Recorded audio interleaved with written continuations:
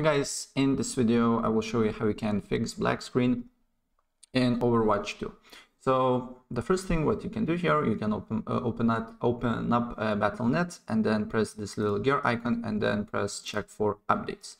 And if the problem persists, then you need to basically update your operating system. So on search, just write check for updates, and then you need to press check for updates, and you need to see if there is an update for you that you can download and install.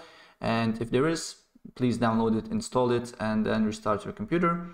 And if the problem persists, then you need to go to device manager here and then go to this display adapters here, right click on your GPU and search if there is drivers that need to be installed here, right? And after that, if the problem persists, then you need to go to Battle.net, press this little gear icon, go to game settings here, and press this reset in-game options here, press reset.